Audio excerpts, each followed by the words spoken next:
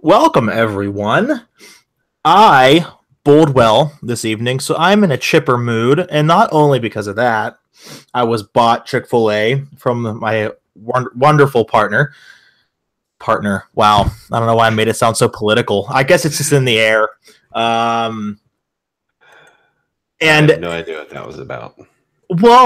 things are going well for me tonight. Let's see how long and how well it goes throughout the evening and into the overnight hours. But what I did read on Twitter that gave me a nice little chuckle was someone said to you, and I think my computer's fast enough I can look that tweet up. It was talking about our podcast and what you were teasing for this evening in regards to some pretty decent size news. And someone said that our podcast, best around, no, quote, bullshit gimmicks and commercials, unquote. So thank you, guy. Because I knew it was a gentleman. I just can't find his name off the top of my head. But I'm in a very good mood. It's about damn time. Well, yeah, we certainly appreciate that kind of feedback, and I'm glad that he feels that way, and hopefully a lot of other people do too. Well, the only two reviews that we've gotten on iTunes, and by the way, rate, review, and subscribe, everybody. iTunes and SoundCloud, there you go. Two people that did not like it. So. Yeah, I mean, those were just like, Meltzer dorks from the board who were, trying to troll. I can't really pay any attention to that. Is that confirmed? Yeah. I would like to talk to them. That makes one of us. In a back alley, perhaps. Oh, well. We're on the right track. I feel like because wrestling was decent this week. Still didn't watch SmackDown, but I'm getting closer. Watched Raw. Raw was decent. Elimination Chamber, decent. So let's get right to the Chamber, shall we? Unless you have anything to say beforehand. I don't. Let's get right to it. Good. The Chamber, right? Just quick run through. In the kickoff show, we had Gallows and Anderson take over the Miztourage and get the pin. Meaning nothing. That match meant nothing. We had the Women's Chamber match, which was excellent, I thought, barring a couple of mistakes. But that's me nitpicking. Alexa Bliss comes out, retains her title. Her first defense since October, and they put her over strong style. What say you? So okay. Yeah, I think they made the right call. As far as Alexa winning, but yeah, there was one spot in particular I wasn't very happy about. And let me try and guess. And I don't know if I texted this to you or another friend of mine. The Twisted Bliss off the top of the cage that was kicked out of. Well, it was completely no-sold by Sasha Banks and turned into a Okay, so we're on the same page. That made me mad because it was a heck of a move by Alexa. Excellent athleticism. I was extremely impressed that she got it off, and it was actually hit perfectly on the bottom too. And just complete no sell. Which, by the way, none of the women, to their credit, maybe they didn't know they had to, sold any of their injuries the night after. And it was a pretty vicious match. Yeah, it's fine. It's, they've padded the outside, so it's not what it used to be, I guess. Well, no, but I get why they did it. They're trying to, and you're a big proponent of extending careers. So I figured you'd be in favor of that. Yeah, it's fine. It's whatever. I mean, there's no reason to have the match to begin with. It's not like they're having this blood feud that climaxes with, a high-risk, dangerous match. So I guess it's fine, but it's just kind of whatever. You are lacking the passion for the women's wrestling evolution that I have. Why aren't you as excited as everyone else? Everyone meaning Stephanie McMahon. Come on. It's not a draw for me. It's not something I get overly excited about, with few exceptions. Well, you know what? That's going to have to change. We're going to have to do something about that. Okay, the Bar defeating Titus Worldwide. Wow, I almost picked the Titus Worldwide to win. Boy, was I wrong. And I was even more wrong the night after. So, there we are. What a shit match that was. Why are they getting so many opportunities? That's what I want to know. Honestly. I was just giving the Bar something to do until their Mania program. That's really it.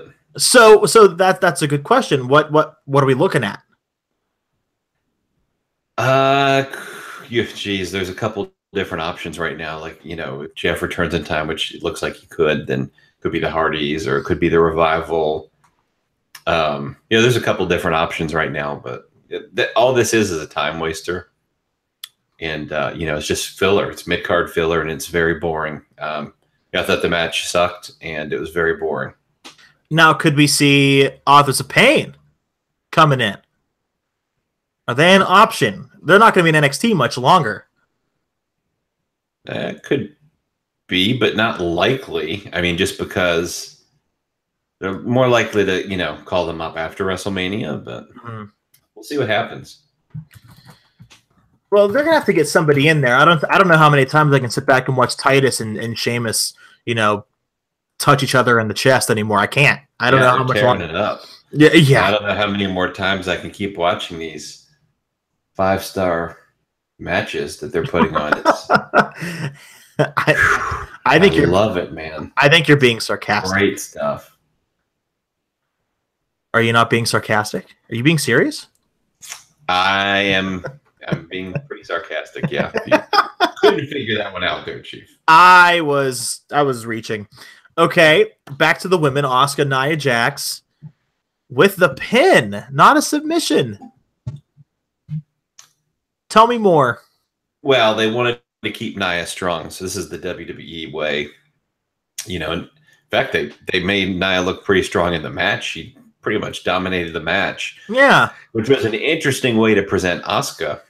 But yeah, they had Nia look strong throughout the match, and and then had her lose on kind of like one of those fluke roll-up pins, and then Nia attacked after the match. So, well, that's the way of having someone lose but keeping their heat, looking strong. Yeah, but I don't see submitting to someone who's undefeated as looking weak. Do you? It's just a submission. Everyone has, except for John Cena, everyone has tapped out at least once. It's not as if Nia would look like a complete idiot. Yeah, but Nia's going to possibly be going into the title picture. How? And so, well, I mean, she's possibly going to be going into the Raw Women's title picture. So, good God. If that happens, and I'm not completely sure, but if that happens, they've got to have her look strong, right? Yeah. And so that's the dilemma they have.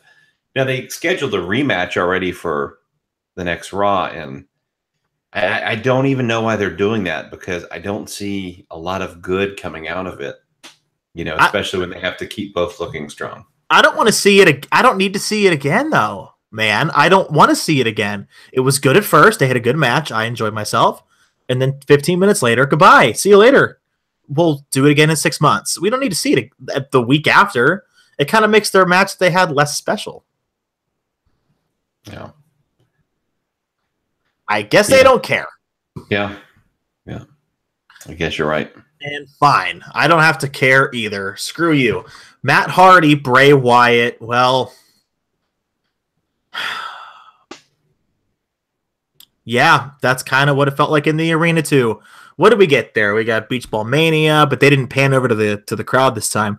Let's see, Beach Ball Mania. We had a Rusev Day chant, which is cool because he hasn't been on television since SummerSlam. Let me think. There was another chant. I just don't remember. No CM Punk chant, which is good to see. But wow, what a snooze fest. Can't believe it. Oh, God, this was so boring and so bad. I was watching it work, so luckily I just worked instead of it's watched like the match.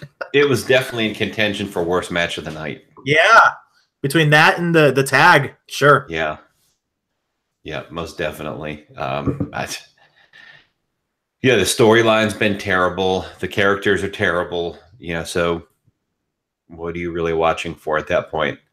I just, and it's Matt wins, and Cool. Matt's been campaigning backstage for a final deletion type of match at the Hardy compound in Cameron. Would you let them do it? Why not? Why not? I mean, what do you have to lose? The feud's terrible. I mean, they've done a terrible job presenting the Woken character, the Bray Wyatt character for quite a while. The feud has been terrible. It's gone on way too long. There's been no real substance or storytelling to it, except like two guys laughing and saying nonsensical things. And so, yeah, whatever, have the match and then let's move on.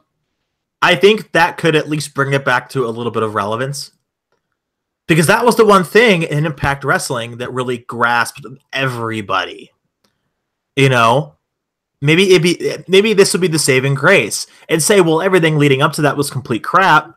But then you get this one big obscure match. Maybe it's a good thing.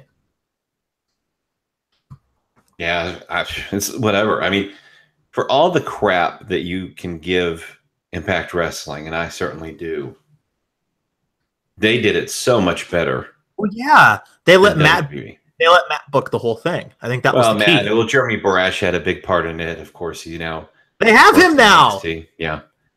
Yeah, there's just a lot of creative freedom there, and that's the difference between like an Impact Wrestling and WWE and the machine. I suppose I can't disagree, but man, it just I like both wrestlers as wrestlers characters, and I just want to see them both succeed. I do. But hey, well, oh well. We digress. The men finishing it off. A lot of people didn't like it. I thought it was pretty strong. I really got into Strowman throughout the match. Cena's sell when he lost was brilliant. He was equally as excellent on Raw Talk. Selling the fact that he failed again was very good. And then we turn and, 2 spears later, big man Roman walks away with the win. Yeah, so Roman cut a promo at the beginning of the show where he said, basically, yep, I'm going to win this. That was a shoot, brother. And he wins this. It's like, I don't really know. I don't get. I just don't understand how they present him, I guess. So, yeah, he wins. It's him and Strowman, which is fine. And a lot of people want to see Strowman in the main event at WrestleMania and win. But, of course, everybody knew it's going to be Roman Reigns.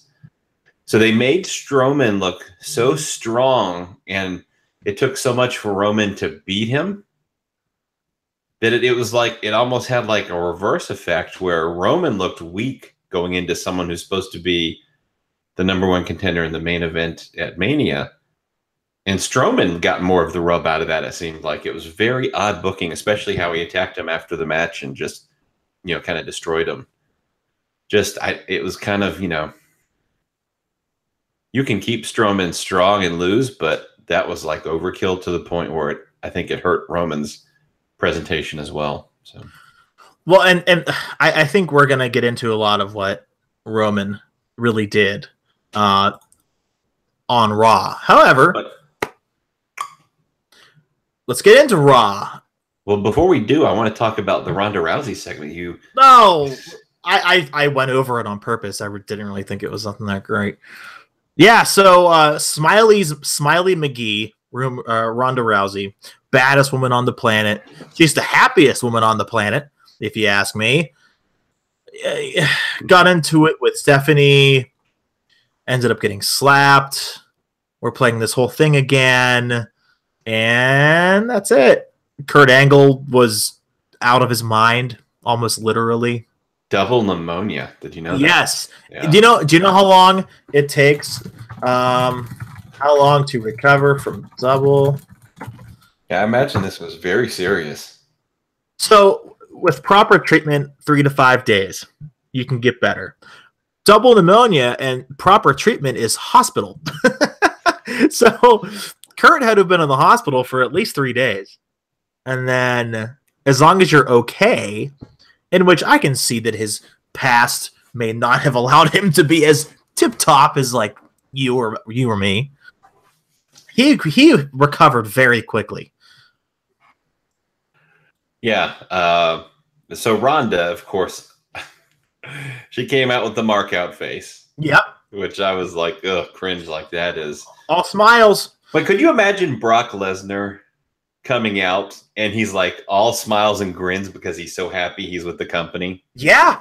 He was like, you're supposed to be a big star and you're like acting like you're marking out like a fan. Like, hey, you know what? Brock was so happy he went and spent, Sunday and Monday in Vegas. That's how happy he was. Yeah, we'll get to that. But I thought it started out rough because, Rhonda is not a good promo and it's a work in progress. So they need to be careful how they present her and, and they have to protect her. And I think they've got her in there with the right characters. Rushing her into, and I said this before, I think the money match is her and Charlotte and then followed by her and Nia Jax. Yeah. But it's too early for that. I mean, it's literally, we're now into March. Now, she's just getting into the company and just getting on TV. It's way too early. Save that for next year or the year after.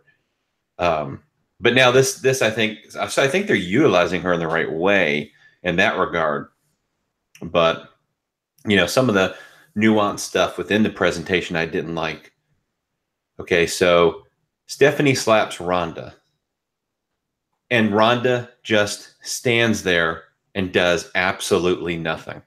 Well, because she can't touch her yet. They're saving that for WrestleMania. Right, but you tell me a top star, this total badass, the baddest woman on the planet, you go up to Mike Tyson, you go up to Brock Lesnar, you hit him in the face after getting in their face and yelling at them, and you think they're just going to stand there and do nothing? That is not a normal human reaction. So that was a terrible presentation. So you have to work around that. If you don't want her to touch until the payoff, and apparently hitting Steph is the payoff, which is a bit ridiculous. But if that's the payoff, then work around that so that you're not putting her in a position where she looks like a total punk instead of the baddest woman on the planet, which is what you're telling us she is. This is you're more. That's what she is, but your presentation and her actions say otherwise, and that's my problem with it. It's more about Stephanie looking strong than it is Rhonda. Because remember, it wasn't like Paige and Emma that started the women's revolution. Stephanie McMahon started it. Well, Stephanie, yeah, she's the revolution, evolution. She's the division. She's the star of the show. Yeah, and it's the same thing over and over again. We get somebody like Rhonda who's naturally over with the fans because she is. She was, I hate to keep using this word, revolutionary in women's athletics. She's done more than some would ever wish that they have. But it's Stephanie and Triple H that deserve all the credit for bringing her in. It isn't Rhonda that did it on her own. It's the same narrative, like time and time again, and it's not going to change because why should it? They're still going to benefit off of it with no questions asked. Yeah. I mean, I like the segment overall. That's something I wouldn't have done. Yeah, other parts of it she did really well, I thought, and I wanted to see that serious Ronda Rousey, and I think there was parts we got that when she put Triple H to a table. So that's the Ronda we need. So anyway, well, did we get it on Raw? Dun, dun, dun. Well, yeah, we'll find out. Asuka comes out again, English, very badly. Alexa made fun of her. So we get another 6-woman tag. That, to me... But John, it's the evolution. It's the revolution. I don't know why they dropped the R. That was all weird. Too many words. It's just like dropping the last name of the wrestlers. You've got Apollo, not Apollo Crews. Well, now you've got the evolution. Revolution was too many letters. Yeah. It's more 6-person tags. And later in the night, we got a tag, the Bar and Titus Worldwide. Once again, it's just they don't know how to do a tag match. They just don't. It's the same every week. We need some more diversity, man, and I don't know when that's going to come, but I need something else. This is just bad. Mm-hmm. Yeah. The women aren't going anywhere. Yeah. Yes. And now this week, Trips and Kurt, it was all about those two. It wasn't about Ronda Rousey. Sure, she looked mad. But like, where is this feud going? I think it's safe to say that Kurt and Ronda versus the McMahons is as obvious as ever. Yeah, I would have to presume it's going to be Kurt. I mean, Ronda's husband has been training, but I wouldn't think he would make sense based on the story they're telling. It would seem to be Kurt. Ronda, really? Ronda's husband, Travis Brown? Yes. Wow. That's huge. Yeah. But, I would think, maybe he'll get involved, in the match or something, but I would think it's going to be Kurt. Oh. So.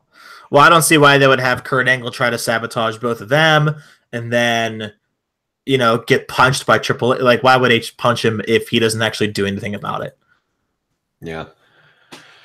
Yeah. I don't know. John Cena cuts a promo. He says he put out a challenge to The Undertaker, but says he was told it's impossible, so his road to WrestleMania is now through SmackDown. Of course, when he mentioned The Undertaker, huge pop from the crowd. Oh, they exploded. Exploded. So they continue to work through the process of fooling the audience into thinking that match is not happening when it is. Yeah. And they're doing a good job of that. Cena's delivery was very good. Well, here's the thing. I mean, it's kind of like stupid. His delivery is good, but the problem is it's just not believable for his character. Yeah, it's not believable that a 16-time world champion in the face of the company who's crossed over into mainstream cannot get a match at WrestleMania for the first time forever. It's just not a believable story for his character. As far as, he's doing a good job presenting it, but it's just not believable, and that's why I'm not a big fan of it. Hey, suspend reality, my friend. Suspend that reality. Now, speaking of, elephant in the room. The long, black-haired, model-like grin. Elephant in the room. Roman Reigns. And now, before we get to my thoughts and yours, let's get to Dean's thoughts. How about that? You want to do that? Don't think we have a choice. Well, we do. We produce it. However, I think you'll like this one. Well, let's hear it. All right.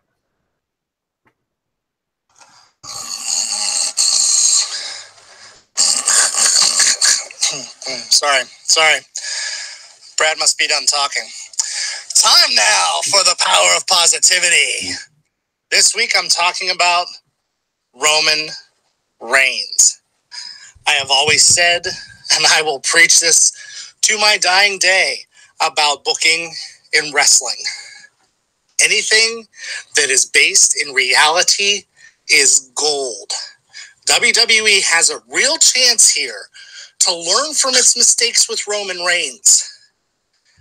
And it's all because Brock Lesnar didn't show up. They let Roman be Roman. There was no pile of suffer and succotash. There was no trying to remember lines and catchphrases. Roman just got to be Roman. He delivered a promo on Brock based in reality, keeping the angle going, and with passion. And did you see what happened, Vince McMahon? Did you hear what happened? The people cheered him. They were behind Roman Reigns, who you've been trying to get over and over and over to no avail. And when you just let him be himself, that's what worked. It's what worked with Stone Cold. It's what worked with The Rock. It's what's working with Braun Strowman. You cannot manufacture it. You cannot script it. This is a positive chance for WWE to learn with a segment that was probably Roman Reigns' best promo ever. Let Roman be Roman, and he'll be over. You two are getting into a pretty big fight. I can tell because you weren't snoring this time. Maybe you liked it. Yeah. Yeah, we've got some real heat, brother. The big man for the ratings. You're right. The big man's right. It was the work shoot. I unless you have some details, I was told that Brock really did not show up due to either contractual obligations not being met or Dana White's playing hardball, wants to get him back because Brock has been very vocal about wanting to return to the UFC since his suspension. What is it now? Almost 2 years ago, and they took advantage of it in classic Vince McMahon style. Took advantage of it, and it did pay off because those cheers were organic. Whether it was because Brock's a bitch, as Roman put it, or Roman actually delivered a promo in the proper way. Yeah, so Brock was playing hardball, I was told, and so he usually does that when his deal's about to expire. We saw that a few years ago. Yep. Of course, WWE wasn't pleased when they found out he was visiting Dana and posted a photo on social media on Sunday night. During the Elimination Chamber, I think Dana posted the photo. And so, WWE just ran with it on short notice and used that as a way in a work shoot to get Roman over, which was very smart because that's the plan they're sticking with. And it worked. It was the best promo Roman Reigns has ever cut. Agreed. So congratulations. Very nice job on that. The only thing I probably would have cut out was, now I'm going to go back and get my ass chewed sort of thing. I'm okay with that line. It made it seem like it was really him trying to get run over with management. I suppose it's a tiny nitpick. I mean, I thought it was his best promo. I really liked it. So yeah, I don't know where that came from, man. I don't, but good Lord, good for him. And one more thing from Raw I'd like to touch on. The Intercontinental title picture, which was a Braun versus Miz match, which has clearly been canceled. Could we be seeing a three-way for the belt with Finn Balor, your favorite wrestler, Seth Rollins, and The Miz? Yeah, I mean, this was so weird because, so Seth Rollins comes out and beats The Miz clean.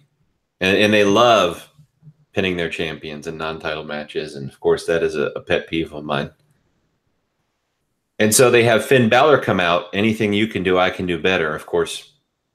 But he's beating the champion after the champion has already wrestled an entire match against Seth Rollins. So I don't really know what that's proving. But all in all, they're just trying to find a way to write them into a multi-person match for the Intercontinental Championship. But they're actually making Miz just look so weak in the process. I think, it devalues the match. It's so stupid. I'm just not a fan of that type of booking. But that's where they're going. They could probably do it better, but at least this match is going to give fans something to look forward to for WrestleMania, because right now, only two things that I'm looking forward to. And again, the kind of wrestling fan that I am. AJ and Shinsuke, I'm really looking forward to.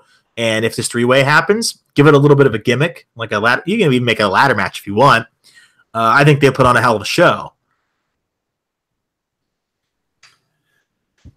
Yeah, I mean, it'll be a good match. It'll be a good mid-card match, but I don't like the story they're telling. So they have time. Then again, we've said that quite a bit. All right, SmackDown Live. Well, I can read the first thing you wrote. It's just Baron Corbin defeated Sami Zayn, but by a distraction finish. So that match doesn't even count. Yeah, you had Dolph Ziggler come out and attack Owens with actually what looked like a really stiff super kick in the back of the head. I just think that's, stupid from a safety standpoint, but he comes out, attacks Owens. Zayn gets distracted by that, and Baron Corbin hits End of Days for the victory. But then Ziggler attacks Corbin from behind with a zigzag. Yeah. So then what's the deal here? Because then we saw Shane and Daniel Bryan bicker like they do always, and it sucks. And then Daniel left for the night. Subsequently, in the main event, John Cena beat the champion in a non-title match, making it a 6-pack for Fastlane. Now, who in the hell? And Ziggler was the babyface at the end of that. Now, what's the deal here? Do they even know what they're? Does Road Dogg have any freaking clue what he's doing? No, I obviously not. I don't know what else to say. I don't want to be negative about it, but I don't really think there's a lot of positive. They tried to put on a good show, but it was, better than some of the shows we've seen for a while now. But yeah, it was just, it's just not good. Minus a couple of things. Now, where in the blue hell is Rusev? So we saw Aiden English wrestle Shinsuke. Yeah, so Rusev was at ringside. Okay. During the match, and they did this. Okay, so Aiden English sings. Okay, he does the Rusev Day song. Yeah, and they've got the lyrics popping up on the screen with a bouncy Rusev head going to the words to the song. That's tremendous. It was tremendously stupid. I mean, that's something I would watch. That's something I would see on Sesame Street. That would be great for a child watching Sesame Street or Disney. That would not be great for the average viewer that's well over 40. They're probably not going to want to see that. Newsflash. So have a little fun. You're a father of a couple of young children. Sing along. It just doesn't make sense that, I think it's stupid. So, okay. Ruby Riott defeated Naomi. Riot. Two T's. Riot. That was exciting. But after the match, Charlotte and Becky chased off the Riot Squad. 6-person tag? Really been a stellar feud, I'll tell you. 6-person tag? 6-person tag. Come on. We need another one. How about New Day and Usos had a promo, and that was pretty good. I mean, the New Day is kind of like too wacky for me now, and some of the stuff, but they had a serious moment where Big E spoke in more serious tone, and I like that. So, what did he say? They'll have a great match, and they've really been a highlight of SmackDown for a long time. So, looking forward to that. But I think the Bludgeon Brothers may be part of that match. It could end up being a 3-way. God, I hope not. Brother. Oh, God.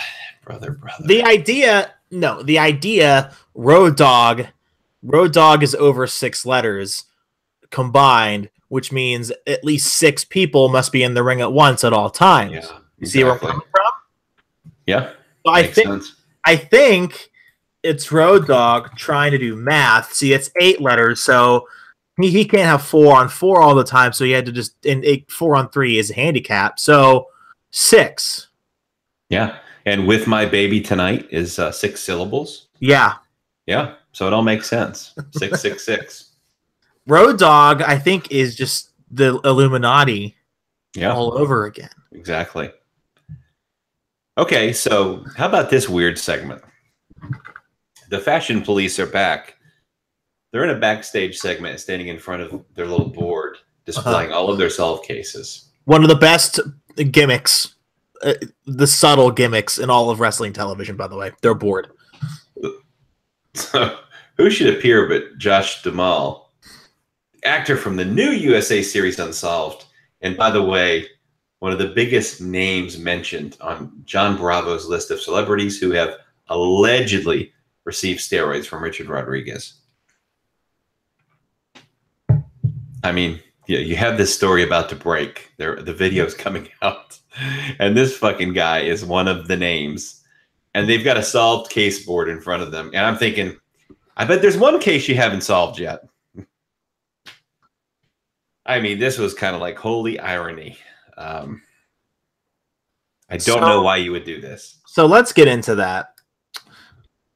I don't want to beat around the bush, but Mr. Bravo, my least favorite Johnny Bravo. Well, I guess it depends on what he unveils. Put out an update on his Instagram page. Would you like to share? Well, he just put out an update that he's received all of the evidence. He's collected all the evidence. He's completed the report on that. And he's finalizing the video, which will be out soon. So the video containing the details of the evidence against Roman Reigns, Josh Duhamel, and others will be coming out soon. So here's this should be interesting. Now, what happens if he's right? I think it depends on how much press this gets. You know, how much does the media pick it up? I tend to believe, this a gut instinct, I haven't been told anything, that it's going to be from a period of time from a couple of years ago, not anything necessarily current. If that's the case and WWE can get around doing anything, like releasing any statement, dealing with any negative media attention, I think they'll ignore it.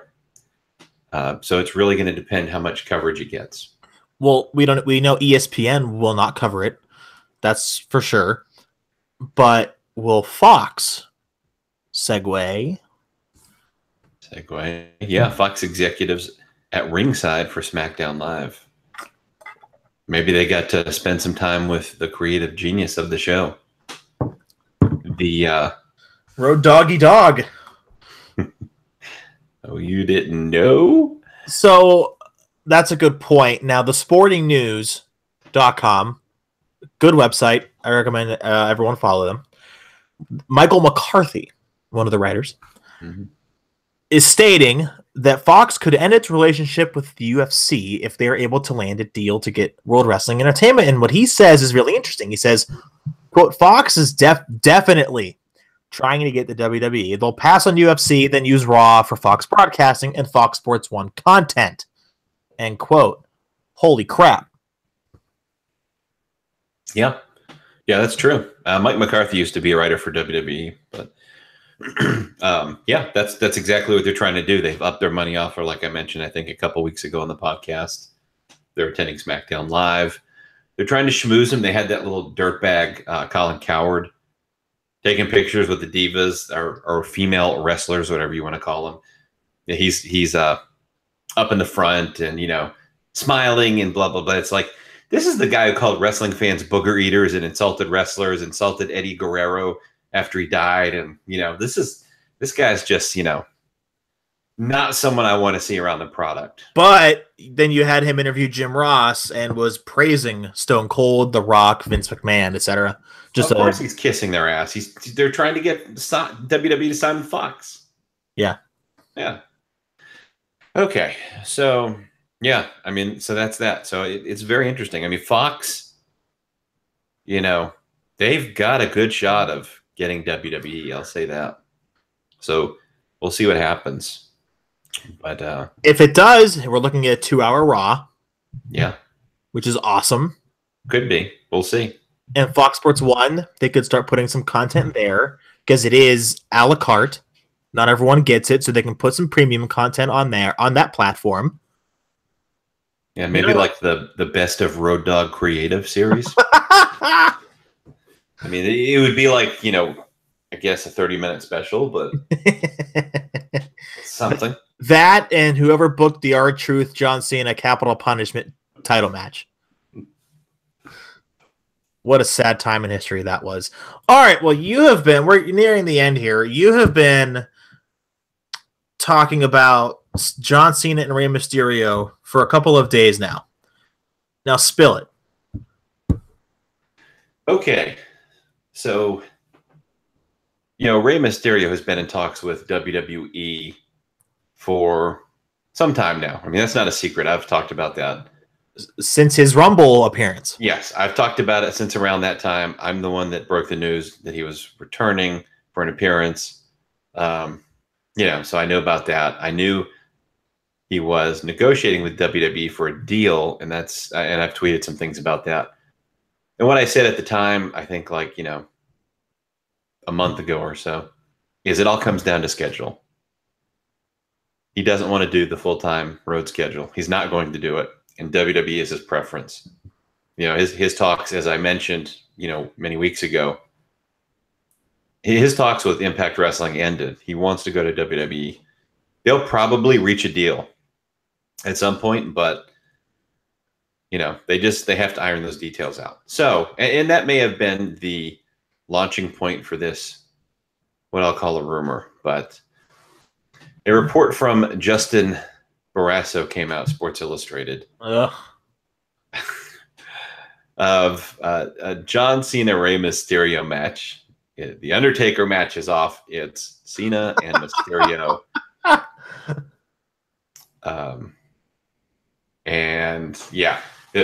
Multiple sources. He stands by his report. He even said that Rey Mysterio was at SmackDown Live backstage.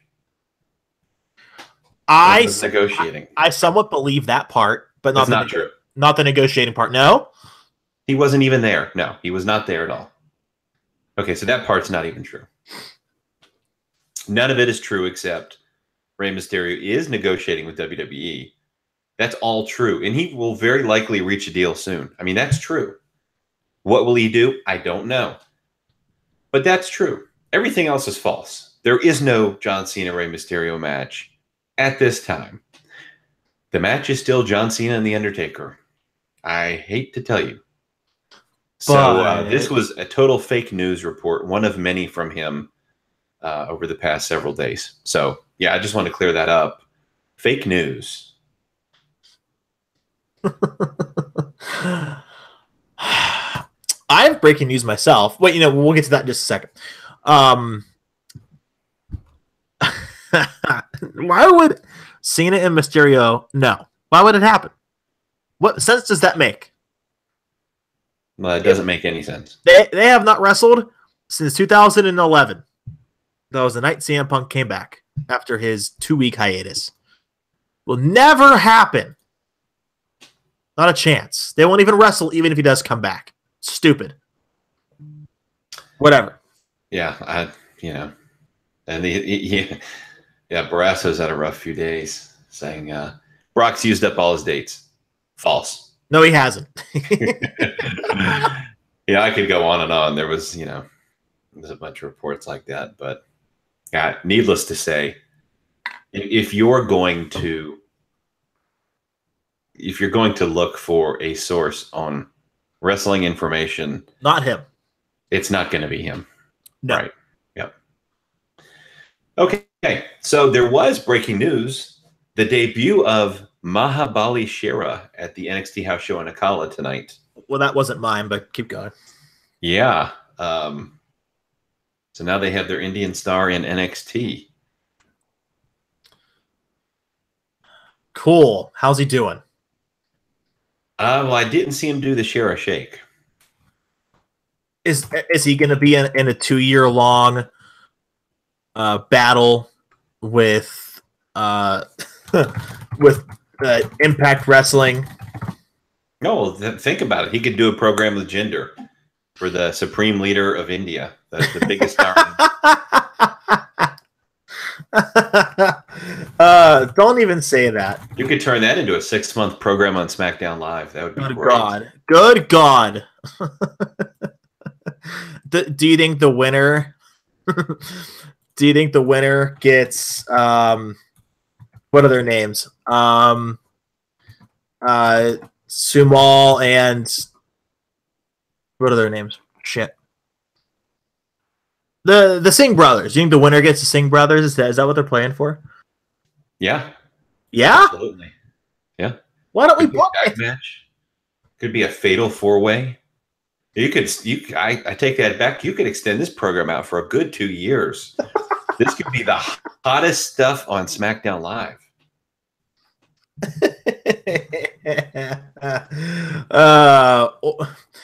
Hey, for all we know, Road Dogg's going to do something really stupid, and he's just going to bring back Sunny or something. Speaking of Sunny, I had to segue it somehow to end the show on a strong note. She was arrested again. Hot off the presses, everybody. She was arrested on Tuesday in Aberdeen Township, New Jersey. Not Aberdeen, Washington, where Daniel Bryan's from. She's facing 6 charges of contempt and disobedience. She's only listed on bond at $6,000. She is also being held as a fugitive of justice in Pennsylvania, my state. Good God, is she in trouble? Can we change her name officially from Sunny to Dreary? I feel like that would be a good representation of her life now. She's in trouble. I hope everything's okay. Wow. I don't think she was released on bond, though. I don't think she paid it. I don't think she has the money to pay it. Well, I guess those Skype shows are finally drying up. Oh, gosh, I guess. But you can find it on TMZ. They have the full report. And they kind of just recapped her life in the past 10 years. I mean, 3 DUI arrests from 2015. She was popped 5 times in 4 weeks in 2012, like burglary, things like that, domestic violence. She did clean up, though. She went to rehab, got clean. But now she's being disobedient. So there we are. Do you think they should keep Brock or let him go to the UFC? Let him go. I want to see the title back on Raw. I don't care who has it. Really, I don't. I don't know. If I think they can get the right deal, they should keep him based on who he is. But I would love to see the title taken off of him. Keep him away from the title. Sure, I'll take him. Why not? He's a big name. Yeah. Yep. Most definitely. So no, I would be definitely okay with that. Perhaps, push come to shove. Maybe he could put over somebody once in his life. Yeah, like Baron Corbin. Yeah, maybe. Why not? That would be good. I'm sure, Dean would be glued to that match. That'll be your match of the year, match of the century. Brock, no, wait. Brock versus Baron with Kevin Nash as special guest referee. God, that would be great. Like, Hulk I would Hogan. probably have to go 7 stars on that for the first time ever. Is the match in the Tokyo Dome? It is, yeah. So Dave would probably, be more likely to give it closer to 5 or 6. I would go 7. Hulk Hogan as the guest timekeeper. Oh, wow. Whoa. Yeah, I'm thinking my reaction, I'm thinking of that Vince gif where he's, leaning backwards in the chair and about to explode. He's so excited. That's my reaction to this. I believe it. I believe it. All right. Where can everyone follow you on? Is that all for your reports tonight? Do we have anything else? Anything good, juicy? I think that's it. Just follow me on Twitter as information breaks. I'll be glad to share it. But where? And you can do that at the Brad Shepard. There you go. SHEPARD. That's better. Follow me on Twitter and thebradshepard.com, a repository of all my journalistic work, and bodyslam.net, where I'm the managing editor of that pro wrestling and news site, and nocoastbias.com. I'll get it right. nocoastbias.com. I do have an East Coast bias, though. I'm sure. Yes, we all know. But yeah, so my work is there, and that pretty much wraps it up. Yeah, and I'm at John Fisher TV on Twitter, Wrestling News Hub on Facebook. That's all you need to know. And next week, when's Fastlane? Feel like that's coming up soon. Yeah, March 11th. Okay. Fastlane. Okay. So we have a week. We have a week or so before we get to that, and that'll be fun and interesting. Do you rate, review, and subscribe, please? That really helps us out. Yes, please do. Yeah, we have to counteract the trolls and haters. Sure. Who intentionally give us 1 star, knowing how great the show is, by the way.